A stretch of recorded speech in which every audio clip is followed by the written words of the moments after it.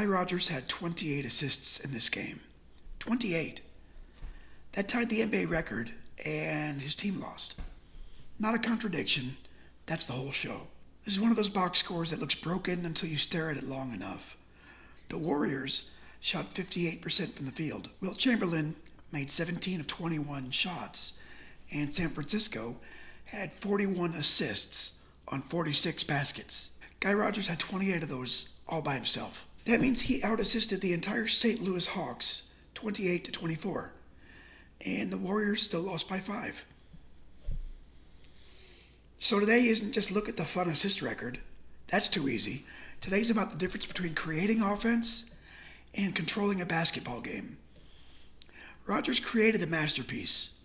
Bob Pettit and the Hawks stole the wall that it was painted on. Welcome back to the Sports Lab 100. Today's episode is Warrior 12, Guy Rodgers. March 14th, 1963, St. Louis Hawks at San Francisco Warriors at the Cow Palace in Daly City, California. Today's idea, creation is not the same thing as control. So modern basketball has trained us to talk about engines, the engine of the offense, the guy who bends the floor, the guy who decides where every possession goes. Guy Rodgers was that before the language got clean, before usage rate, tracking data, advantage creation, and before we started pretending every pick and roll was a thesis. He was a 6-foot-tall point guard who turned the court into a switchboard. But this game gives you the whole price of that job. You could pass beautifully, you could feed Wilt, and you could tie history. Sometimes you still watch the other team walk out with the win. The Warriors are in year 1 of the San Francisco version of the franchise. The Philadelphia Warriors moved west, and the league itself is shifting around them. NBA.com's 1963 All-Star Recap notes the broader movement. Philadelphia moved to San Francisco, Cincinnati moved to the Eastern Conference, Chicago Packers became the Chicago Zephyrs. Of course, they later became the Baltimore Bullets, then the Washington Bullets, and finally the Washington Wizards. So the Warriors are famous, loaded with names, and not quite functioning. They got Wilt Chamberlain, which means every game has the possibility of becoming ridiculous. They have Guy Rodgers, who's one of the great past first point guards of the era. They have Tom Meschery. They got Al Attles. They have enough basketball history in the room to make a museum uncomfortable. But they come into this game as a losing team. The record is the quiet heckler in the room. This isn't a bad team because it lacked talent. It was bad because talent and structure are not identical. That's an annoying lesson, but it's extremely sports. The Hawks come in as the grown-ups. Bob Pettit is still Bob Pettit. Cliff Hagan is still dangerous. Lenny Wilkens is young, but he's already serious. Zelmo Beatty gives him size and force. Harry Gallatin is coaching a team that'll finish 48-32, second in the West. Basketball Reference's standings list St. Louis at 48-32 and San Francisco at 31-49 for the season. The Hawks aren't here to participate in Guy Rodgers' little record night. They're here to win a road game, get closer to the playoffs, and go home. That matters because St. Louis plays the second half like a team with a calendar. San Francisco plays it like a team with a highlight reel. So this is the very end of the regular season. The NBA is a 9-team league, tiny by modern standards. You can't hide in a 9-team league. Everybody knows everybody. Everybody's seen everybody. The 1963 All-Star Game had just been played in Los Angeles, the first All-Star Game held in California. Bill Russell won MVP, and the West roster included Wilt Chamberlain, Bob Pettit, Lenny Wilkens, Guy Rodgers, and Tom Meschery. So this game isn't random. It's loaded. This is Wilt versus Pettit, Rodgers versus Wilkens, Meschery in the middle of his All-Star season. A new West Coast franchise trying to become a real home team, and a St. Louis team trying to prove it still belongs near the top. And get this, there's only 2,261 people in the building. That may be the funniest part of the whole thing. Guy Rodgers ties the NBA assist record. Wilt goes for 39 and 28. Pettit drops 35. And the crowd is basically Wednesday night minor league wrestling, plus relatives. Bob Ferrick is the Warriors coach. He's a Bay Area basketball figure. He's San Francisco born, from Santa Clara, former pro player, then a coach for Santa Clara. Santa Clara's own Hall of Fame profile credits him with a 186 and 120 coaching record there, and 4 NCAA tournament appearances. So this isn't a random guy holding a clipboard. He's local basketball legitimacy. But the NBA is a different animal. Coaching Wilt, Rodgers, a relocated franchise, trying to win in the market that's still learning whether it cares.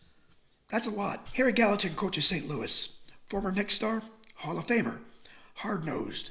The Telegraph notes that Gallatin won the NBA Coach of the Year in 1962-63 as the Hawks went 48-32 and reached the Western Division Finals. So the coaching contrast is clean. Furyk is trying to make a talented new San Francisco operation hold together, and Gallatin's trying to squeeze every adult possession out of a veteran playoff team. As far as Hall of Fame color, in this game you have Guy Rodgers, Wilt Chamberlain, Bob Pettit, Cliff Hagan, Lenny Wilkens, Zelmo Beatty, and Al Attles.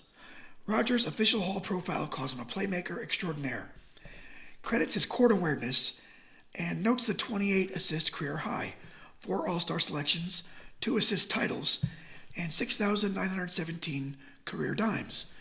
This is a deep-cut game, but historically it's not a small. The Warriors just moved west. The Hawks are an established Western contender. The Lakers are the standard, and the Warriors are trying to become relevant in the same geographic and competitive space. And here's the foreshadowing. A year later, San Francisco and St. Louis will meet in the 1964 Western Division Finals, with the Warriors winning in 7 before losing to Boston in the NBA Finals. Guy Rodgers is from Philadelphia, Temple, Big Five royalty. One of those players who becomes easy to underrate because the thing he did best is still the thing people pretend is secondary, passing. The Hall of Fame bio gets it right. Rodgers looked to pass first and score second. He handled the ball like it was attached to him, and he loved setting up his teammates. It also notes he had 20 assists on Wilt Chamberlain's 100-point night, and later had this 28-assist career high. That's kind of lazy. Playing with Wilt helps your career total. Congratulations. You discovered that throwing passes to the most physically impossible scorer alive is a good strategy. Yeah, duh. But Rodgers wasn't just feeding the cheat code. In this game, he has 28 assists. The Warriors as a team have 41. He's not merely entering the ball to Wilt and going to stay near the hot dog vendor. He's organizing everything. And he scores too. 14 points, 6 for 11, 5 rebounds, all 48 minutes. Guy Rodgers is the proof that a pass-first player can dominate a game without owning the scoreboard. And also the proof that the scoreboard doesn't always care. First quarter, Warriors 36, Hawks 26. San Francisco opens like the fun version of itself. Wilt's efficient, Rodgers is conducting, Attles and Masheri contribute. The Warriors put up 36 points in the first quarter. This is the part of the game where you can imagine the crowd, all 2,200 of them, seeing the whole concept. Wilt inside, Guy steering, ball moving, San Francisco looking like a franchise that arrived fully formed. Second quarter, Warriors 27, Hawks 25. San Francisco doesn't blow it open, but they protect their lead. At halftime, it's 63-51 San Francisco. That's a real lead. 12 points in 1963 isn't game over, especially at this pace. But it is control. And this is where the episode turns. Because the Hawks don't need to shoot better than San Francisco. They need to create more chances than San Francisco. Third quarter, Hawks 35, Warriors 19. Really, that's the game. St. Louis wins the third quarter by 16, and the Hawks go from down 12 to up 4. And this is where the possession math punches the Warriors square in the jaw. San Francisco shoots 58% for the game. St. Louis shoots 44%. Normally you see that and say, oh, Warriors win. Nope. St. Louis just shot 44%, but they attempted 106 field goals. San Francisco attempted 79. That's a 27-shot gap. That's a second driveway. So while Guy Rodgers is creating cleaner offense, St. Louis is generating volume. Pettit keeps scoring. Hagan adds 21. Beatty gives them 15 and 10. Wilkens gives them 12 with 6 assists. The Hawks aren't pretty, but they keep producing possessions. Fourth quarter, Hawks 28, Warriors 27. The Warriors don't collapse late, and that's important. They win the first half, then they got wrecked in the third. They fight close to even in the fourth, but the damage was done. Final score, St. Louis 114, San Francisco 109. Guy Rodgers ties Bob Cousy's NBA record with 28 assists. Pettit has 35 and 13. Wilt has 39 and 28. Hawks win. For St. Louis, this is a playoff team win. It wasn't glamorous or clean or mythic. It was useful. The Hawks finished 48-32, beat Detroit in the Western Division semifinals, then lose to the Lakers in 7 in the Western Division Finals.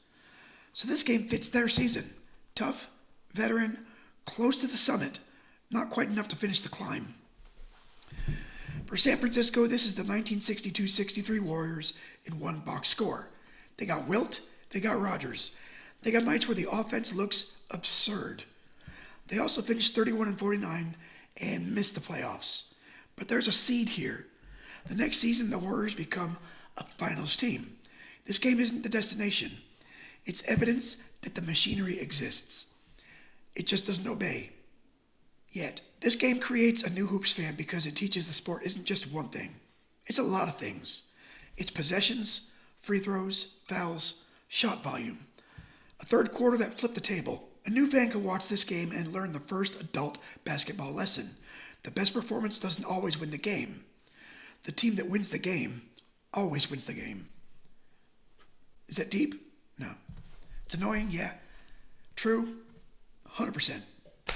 Rodgers tied the record basically in private. A tiny crowd, losing team, late season game, no modern highlights. And this is exactly how basketball history used to hide. In a table, in Times New Roman, waiting for somebody weird enough to care 63 years later. That person's me. And us. Good. Rodgers doesn't disappear after Wilt. That's the important career point. He remains a major playmaker, later leads the league in assists again with the expansion Chicago Bulls, and finishes with 6,917 career assists. His Hall profile lists him as a 4-time All-Star and 2-time assist leader. He becomes a Hall of Famer in 2014, long after his playing career ended. He died in 2001 at age 65 after a heart attack, according to contemporary reports. Guy Rodgers' career is a reminder that some players are easier to appreciate after the language catches up to them. Next time, we leave 1963 San Francisco and go to the Astrodome in 1986 for Astro 37.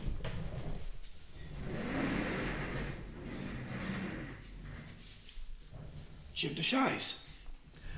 September 23rd, 1986. DeShies strikes out the first 8 Dodgers he faces, setting a major league record and leading Houston into one of the nastiest little pitching stretches that you could imagine. Guy Rodgers gave us the record inside the loss. Jim DeShies gives us a record as a door getting kicked open. So that's Warrior 12, Guy Rodgers, March 14th, 1963. 28 assists, 41 team assists. Wilt was automatic. Halftime lead, third quarter ambush, 5-point loss. And that's why the box score isn't always the answer. Sometimes it's the scene of the crime. Guy Rodgers did enough to make history. St. Louis did enough to win the basketball game. And sometimes that's the whole sport. One team gets the plaque, the other team gets the standings.